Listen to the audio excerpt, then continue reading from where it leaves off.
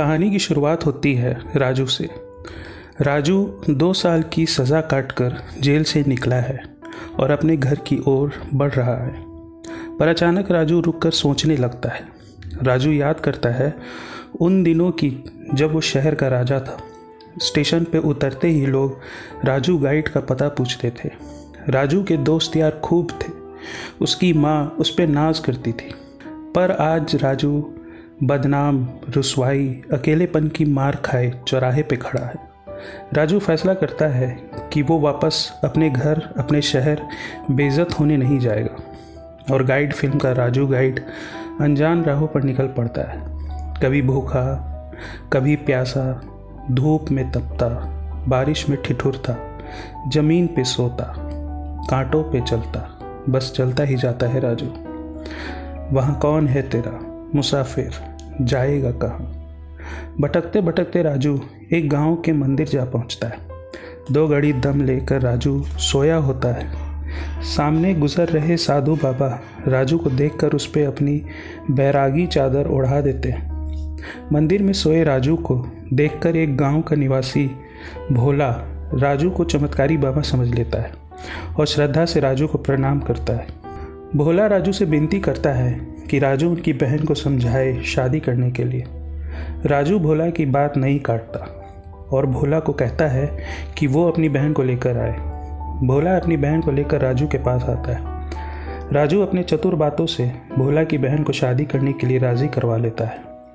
भोला गांव में खबर फैला देता है कि गांव में एक चमत्कारी साधु बाबा आए हैं।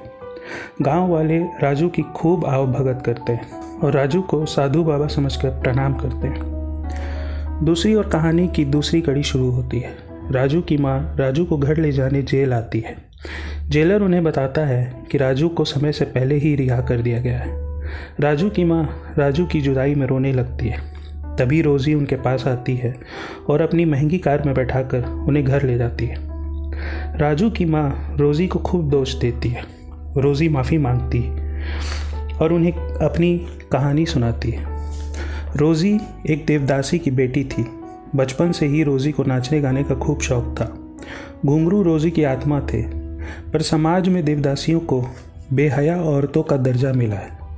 ऐसे में रोज़ी की माँ ने रोज़ी को एक अमीर आदमी को बेच दिया था।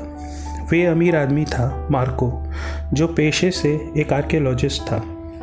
मार्को रोज़ी को खरीद कर उससे शादी कर लेता है। रोज़ी को पति तो मिलता है, पर पति का प्यार कभी नहीं मिलता। मार्को केवल अपनी हवस के लिए रोज़ी से शादी करता है। शादी के बाद मार्को रोज़ी से उसकी आत्मा, उसकी घुंघरू उसे छीन लेता है। मार्को पुरानी गुफाओं की तलाश में राजू के शहर जाता है। स्टेशन पर राजू पहली बार रोज़ी से मिलता है।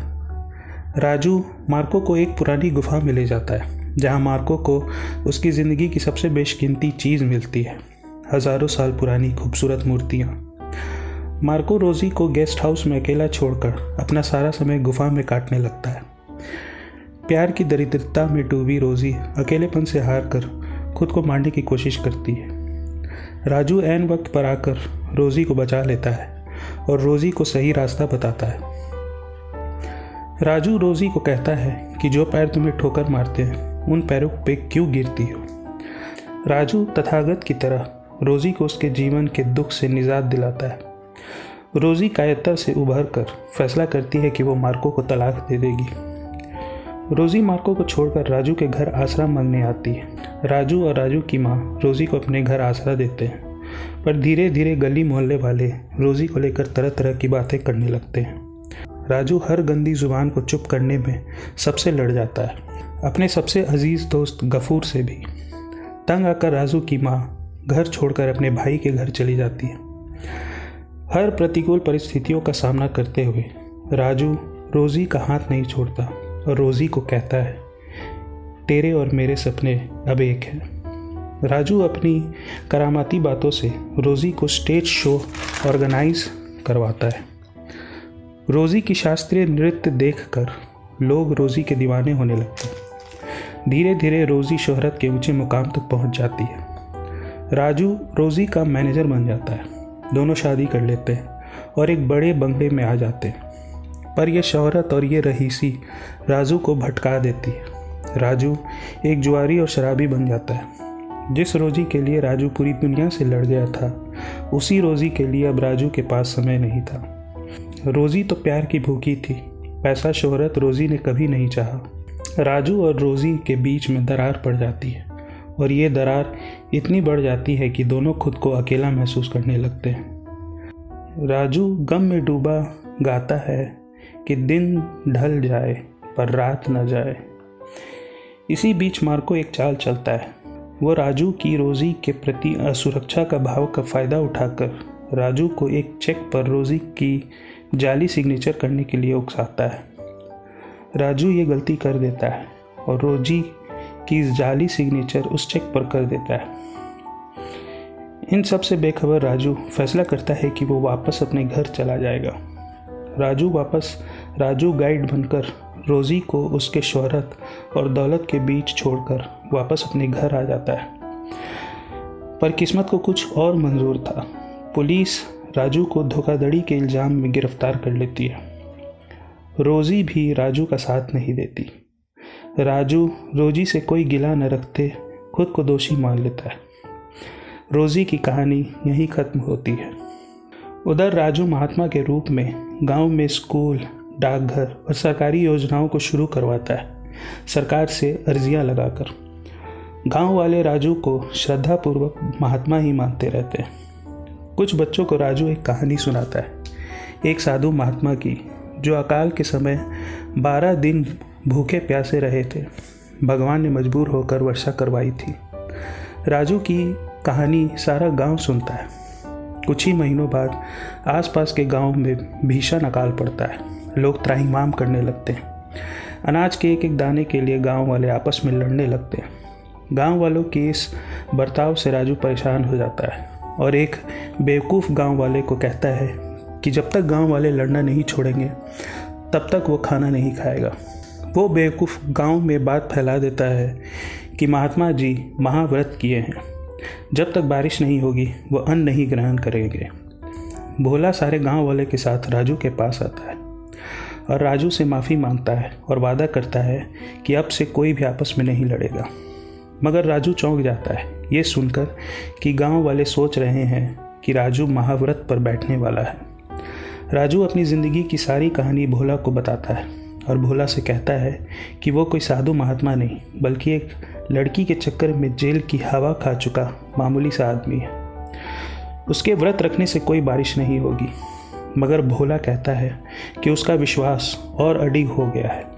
नियति ने निर्धारित किया है कि राजू गाइड महात्मा बनेगा। राजू गांव वालों की श्रद्धा के सामने झुक जाता है और उनके विश्वास पर यह अंधविश्वास को भी मान लेता है। राजू कठोर तपस्या पर बैठ जाता है, भूख में जलता 12 दिनों के लिए। शायद राजू ना बचे, पर शेष क्या रह जाएगा। जेल से निकला बदनाम राजू आज कई हजारों लोगों का महात्मा बन चुका है। उनके टूटे आस को एक राजू का ही सहारा बचा था। राजू एक रिपोर्टर से कहता है कि उसे लोगों के विश्वास पर विश्वास है। एक महात्मा के दर्शन को राजू की माँ भी आती है, पर उसे अपना बेटा राजू मिलता है। अखबार में राजू की फ़ोटो देखकर रोजी भी राजू के पास आती है। रास्ते में आगे बढ़ते हुए रोजी अपने सारे आडंबर फेंक देती है। आज राजू के पास वो सब था जो उसने खो दिया था। राजू धीरे धीरे आत्ममंथन करने लगता है। वो खुद से कहता है कि परिस्थितियों से लड़ो मत राजू, कर कोई और रहा है, तू केवल साधन है। राजू द्वंद्व में फंस जाता है। क्या अंधविश्वास में ही सही पर व्रत रखने से बारिश हो सकती है? सवाल तो ये है कि ईश्वर है भी कि नहीं। राजू के इस द्वंद्व में एक और उसका अहंकार राजू गाइड खड़ा है, तो दूसरी तरफ शाश्वत राजू की आत्मा। एक दिन वो घड़ी आ जाती है जब राजू का शरीर खत्म होने वाला है, पर उसी घड़ी राजू एक प्रकाश देखता है और परमात्मा को स्पर्श करता है। अपनी आखिरी घड़ी में राजू अमर हो जाता है। तथागत बुद्ध की तरह उसके चेहरे से असीम शांति दिखाई पड़ती है। राजू गाइड तड़प तड़प कर मर जाता है और अमर राजू तृष्णा की अग्नि को बुझाकर निर्वाण प्राप्त कर लेता है। अपनी आखिरी सांस लेते हुए राजू गांव वालों से कहता है कि दूर पहाड़ पर पानी बरस रहा है।